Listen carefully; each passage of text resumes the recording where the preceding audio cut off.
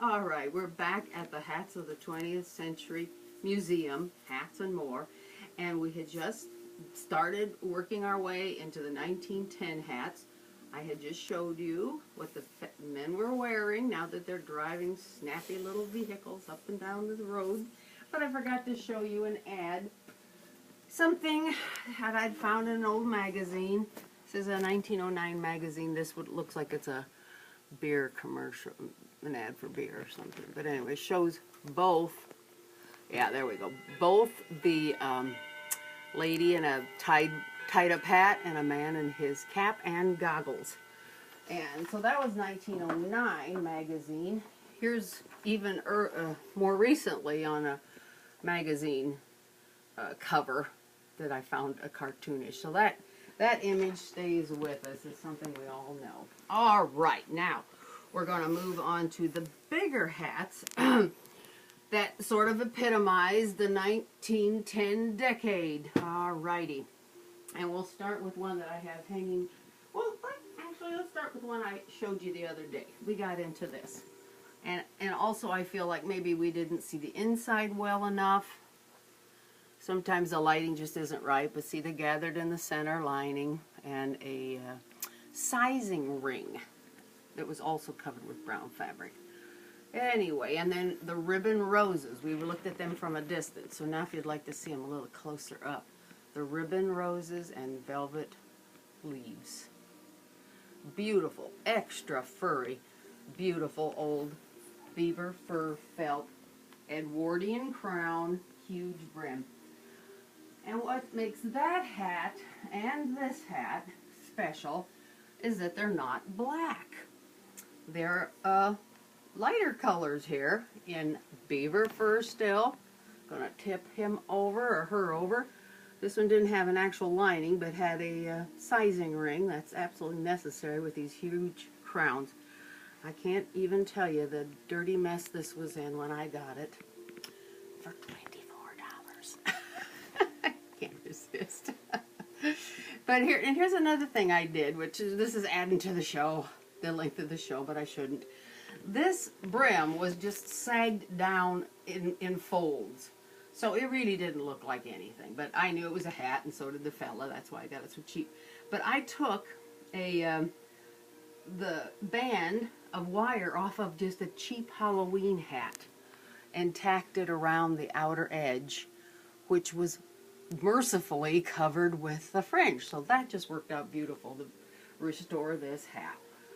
Okay, and I'm going to put this one on me because it fits quite nicely on me.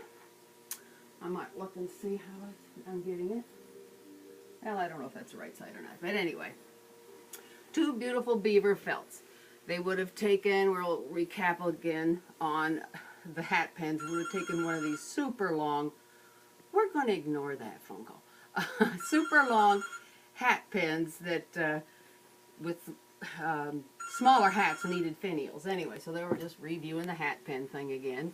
Now we're going to go to this. I don't believe I've seen an Edwardian large brim hat with a crown quite that big.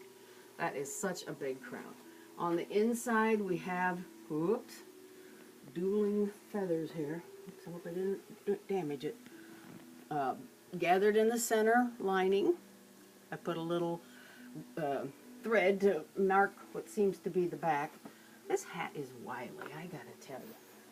And it's so big that I'm going to stuff a little net puff in it to give this gal, her name's Bert, give her a shot at the hat looking a little smarter on her head, and it just covered her eyes and everything. It's not a felt, and it's not, well, it might be a felt, but it's not a beaver felt. It's some other surface, because you can tell in parts where it's thin, you can see the weave of the fabric. Anyway, beautiful old hat of the Edwardian period. All right, so let's see. There's a few things about this Edwardian period that I thought we could talk about. You know, and maybe I'll take my hat off to do it. Don't want to wear these old beauties too long. Okay. The movie Titanic, which is now really not that recent, but the Titanic tragedy was in 1912, so that helps familiarize us with the styles at that time. Before that, we had Eliza Doolittle in My Fair Lady, and that was also set in the early decade here.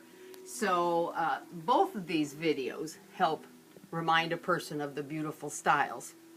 There we go. I have the VHS of the Titanic too, but it didn't really show a big hat. Anyway, those two movies help us remember. Now, we all can think back, people of a certain age, of Audrey Hepburn in My Fair Lady with her big white hat, her long, slim skirt, very tight, slim skirt, and her hand resting on a parasol. And I often wondered, that was very stylish and very important to have a parasol. And I often wondered how redundant that really would be to open a parasol over a hat that is probably the same size as a parasol. And yet it was the fashion to always have a parasol. And a parasol is not an umbrella. A parasol literally means defense against sun. Parasol. So it was really just a way to catch some shade. And if you had a big hat, you were already accomplishing that. This is the only parasol I have, and sadly it had to be recovered, so it's not totally authentic in the fabric. The inside is, but anyway. They were always the right height for strolling along, just a little aid in your balance, which was very important at this time because another goofy fad was something called hobble skirts. That long, slim skirt that was so tight you really couldn't take a normal step. And there were many a joke made of the stylish young gals hopping along, trying to get to the bus in time, or being lifted into a car or a buggy. The hobble skirts were very, very unique to the period from 1910 to 1915. And there were plenty of postcards and jokes made about the hobble skirts. Men called them time limit skirts. Oh, I just lost my parasol. But, and I had ordered a hobble skirt postcard from eBay last week. It should have been here by today. So this isn't it, but I just made a copy of what I had ordered. There we go, her tight little skirt, and a joke about these would help hobble her just as easy to have those boots. Now, believe it or not, New York City put in a line of hobble streetcars that had a very low step that would help accommodate these stylish young women getting in and out of the streetcars. Isn't that amazing? It's from 1914. There's the backside. I enlarged it so. When I used to do shows for an audience that was sitting over there, I had to have things a little bit bigger to show them, but I actually have the postcard too. Well, maybe we'll look at it later. But these poor gals, with a huge hat they were trying to balance, which is uncomfortable to wear, skirts that were so narrow you couldn't even take a step, I think I would just lean on my parasol and strike a pose. It was too miserable to move around. Alrighty, now we could also talk a little bit about the extreme plumage on hats this size. Now mine don't have very good examples of the big, huge feathers that they called for. And tall feathers too, as though like this would have been in the hat. There was a poem at this time that said, "The poor little dear, with plumes on her hat, the poor little dear was brushing the dust from the chandelier." And actually, this is a hat by Coco Chanel. At this time, she was making a name for herself as a milliner in Paris. In 1912, this is an actress that wore a hat of hers in a play, and that gave her career a great boost. The play was Bellamy. We all know Coco Chanel better for her perfume, Chanel No. 5, and her fashion designs, like the Chanel jackets and that type of thing. But she started out as a milliner. So here we go. Now, talking about those huge wings, birds,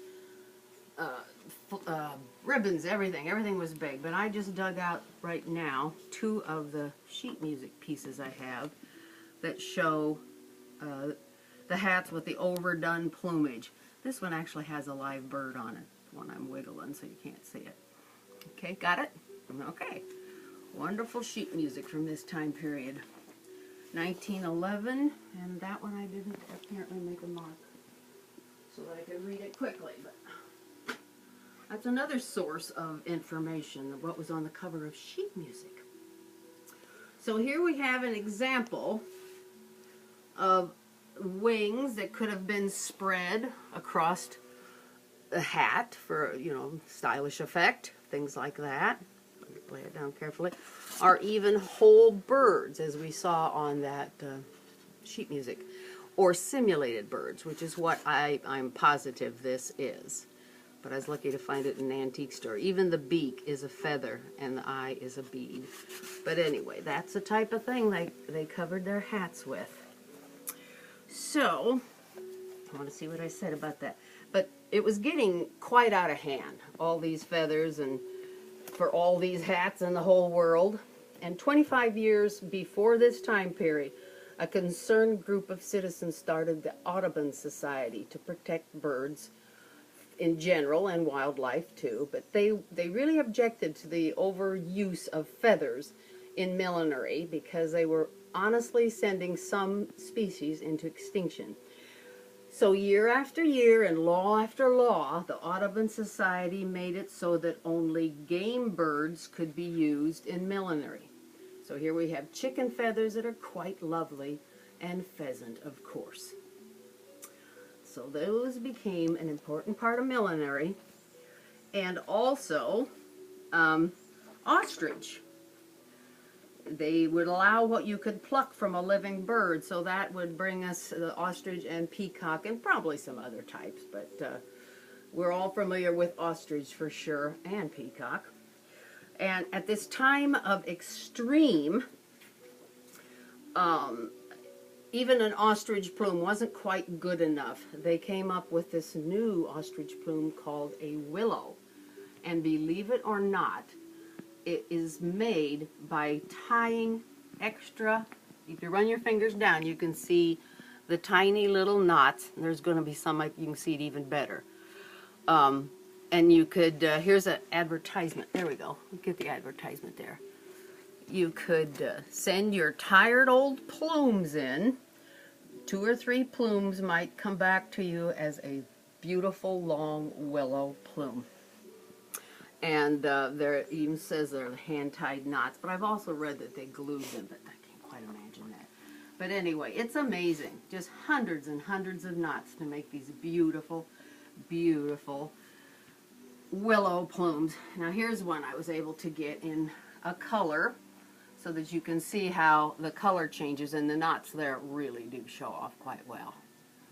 So you could have rainbow effect of plumes. And here is even more. I feel like such a lucky gal to run into these things. So here we go. Oh my goodness, are the knots obvious in this lighter one here? See that there? Can you imagine how tired and sad these old feathers are by now? They're 100 years old, at least. There we go. The wonderful willow plumes of the Edwardian period. Okay, I think we've kind of crossed the bridge on that now. And we can move over to this. And we will start with the Gibson girl. Again, we saw her in this little outfit. She's on this side in a boater hat. There we go. Just to remind you, we'd seen her in the last show. But because she was wearing a boater, ladies loved wearing boaters. Now, a boater had really came into fashion. It was a traditional sailor hat, but it came into fashion for civilians in the late 1800s. And because of the Gibson girl, women loved them. They were heavily shellacked, supposed to be for seaside activities, called a boater, sometimes a skimmer. And they were shellacked in case they fell in the water. They'd stand a chance of not being ruined. I think it would probably float too, but I'm not about to try it. But it seemed to be an odd shape for something to be in the seaside, because a wind could just take this rigid thing right off your head, knock it into the water. I'll let you see the inside here. This is a man's boater, quite old, and just beautiful. And I'm going to tell you a story. This was bent up, completely upward, because it had been stored in a way that it was cockeyed. So I got it very reasonable. And with a little finesse and a lot of steam, I brought it down and brought it down. Back to its original. I love restoring things too. So there we are, a natural colored boater. Popular with women, children, stodgy old men. Everybody was wearing a boater. Especially by this time period, they were really popular. And if we can remember Eliza Doolittle, in My Fair Lady, she is wearing a boater of a lady's style, which were usually dark colored. This one's lost its lining and everything, but that would have been a navy blue boater. Remember when she was selling her violets along the street? Now I'm going to hold that for you. Tell me if I've got it. Okay, there we go. There's Eliza Doolittle selling her violets on the street wearing a dark colored boater. Oh, yeah, I was going to say I'm confused because I thought I had another one. Here's another one for ladies. Now, I got to set this one down very careful because it is so frail. Here's another boater for ladies. Dark colored, little higher crown. And it has in it the new type of lining that we're starting to see for ladies' hats, where the gathered in the center lining opens up and there's a flat piece at the top that generally has the name of the manufacturer. You can tell it's a lady's hat because of this grimy business at the front. They always wear their hats so that it touched the forehead. And, in fact, let's put it on, sis. Touch the forehead, and if they wore any kind of makeup, that makeup got smeared off onto the hat. So there we are, a lady's boater with a new type of lining.